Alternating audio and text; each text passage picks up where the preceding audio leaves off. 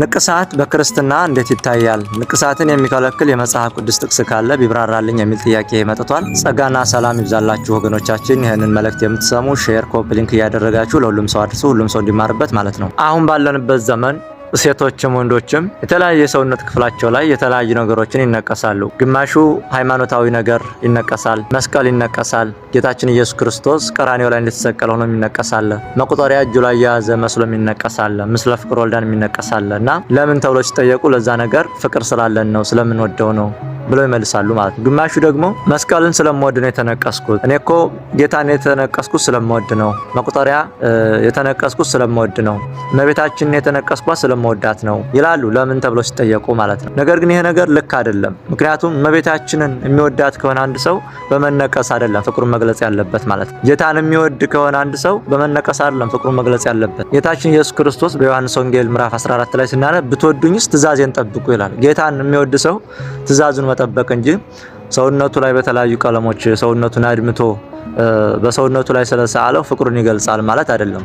እንደውም የበለጠ ወንጀሉ ነው የሚብሰው ማለት ነው። እና በሃይማኖት የተገባ አይደለም ማለት ነው። ንቅሳትን የሚከለክል መጽሐፍ ቅዱሳዊ ጥቅስ አለ ወይ ወደሚለው ስንመጣ በኦሪት ዘሌዋውያን ምዕራፍ 19 ቁጥር 28 ላይ እንዲህ ተብሎ ተጽፏል ማለት ነው። ስለሞተውም ስጋችሁን አትንጩ፣ ገላችሁንም አትነቀሱት፣ እኔ እግዚአብሔር ነኝ ይላል እግዚአብሔር ማለት ነው። ስለዚህ በግልጽ ቃል በቃል እግዚአብሔር እዚህ ላይ ንቅሳት እንደማይፈቀድ ተናግሯል ማለት ነው። ሌላኛው ደግሞ በሃይማኖት አበው ምዕራፍ 21 ቁጥር 19 ላይ ሰውነትን መነቀስ ኃጢአት ነው የሚል ቃል አለ ማለት ነው። ስለዚህ ባጭሩ ሰውነትን መነቀስ የተገባ ነገር አይደለም ማለት ነው። በህትማማች ቤተክርስቲያን በሚባሉት በምስራቅ ኦርቶዶክሶች፣ በራሺያ፣ በአርመን እንዲሁም ደግሞ በግብጽ ኮፕቲክ ቤተክርስቲያን የተለያዩ አባቶች የተነቀሱ ልናይ እንችላለን። እንዲሁም በአገራችን የተነቀሱ ሰዎች ልናይ እንችላለን። እና በ3ኛውና በ4ኛው መቶ ክፍለ ዘመን በዘመነ ሰማዕታት ማለት ነው ብዙ ስቃይ ብዙ ችግር ያደርሱባቸው ነበርና በአደባባይ አውጥተው ሲሰይፏቸውና ሲገድሏቸው ያን መስቀል እያሳዩ ምስክር ሆነው ይሞቱ ነበር ማለት ነው።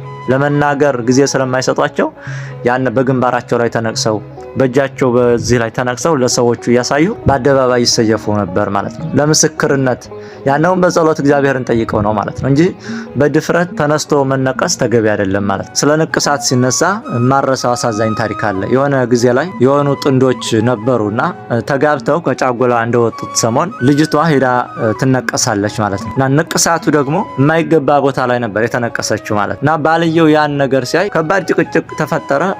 ወደ ሽማግሌ ሄዱ ማለት ነው። እና ሽማግሌዎች ሲጠይቋቸው ሰውነቷን የማይገባ ቦታ ላይ ተነቅሳለች፣ የነቀሳት ደግሞ ወንድ ነው። ስለዚህ የማይገባ ቦታ ላይ ሰውነቷን ገልጫ የተነቀሰችው ከሰውየው ጋር የሆነ ነገር ቢኖራት ነው እንጂ ብሎ ወደማይሆን ነገር ቆልምሞ ከሚስቱ ጋር ተጣላ ማለት ነው። እሷም ተንኮል አስባ ላይሆን ይችላል። እንግዲህ ያንን እግዚአብሔር ይወቀው። ባጭሩ ግን ለሽማግሌዎቹ ከሷ ጋር መኖር አልፈልግም ማለት ዛሬ ገና ከጃጉላ እንደወጣን ለወንድ ሰውነቷን ገልጣ ተነቀሰች እና ይህን ነገር መቀበል አልችልም ማለት። ሽማግሌዎቹ ደግሞ ምን ይበሉ ቢሸመግሉትም ሊሰማቸው አልቻለም። በዛ የተነሳ ተለያዩ ማለት። ከሆነ ጊዜ በኋላ ልጅቷ ሌላ ባል አግብታ ወለደች። ስትወልድ አንድ ጡቷ ወተታ መጣላ ማለት። ምክንያቱም የተነቀሰችው ጡቷን ነበር እና ያን የተነቀሰችው ጡቷ ወተታ አላመጣላታ ለልጇ ማለት ነው። ወደ ሕክምና ምናምን ዳራጅ ስትነሳና ምርመራ ሲደረግበት ምን አሏት ዶክተሮቹ? ስትነቀሽ ጉዴት ደርሶበታል፣ የማይሆን ሰውነትሽን ነክተውታል ተባለች ማለት። እና እንደዚህ አይነት ታሪክም አለ ነው። ለጤናም ራሱ ለሰውነትም ጥሩ አይደለም ማለት። በመስቀል ጌጥ አጌጣለሁ ማለት በመስቀሉ የዋለውን ክርስቶስን መልበስ እንጂ መጽሐፍ ቅዱስ ክርስቶስን ልበሱት ይላል እንጂ መስቀልን ተነቀሱ ክርስቶስን ተነቀሱ አይልም። መስቀል ወዳለሁና ብለህ በመስቀል ፍቅሬን እገልጻለሁ ብለህ መነቀስ ትልቅ ወንጀል ስለሆነ ማለት እና መነቀስ ተገቢ አይደለም። በዚህ ዘመንም እያየን ነው። ብዙ ሰው ይነቀሳል። ለምን ሲባል ከውጭ ያየውን ነው አገር በራሱ ላይ ማድረግ የሚፈልገውና ይህ ነገር ተገቢ አይደለም።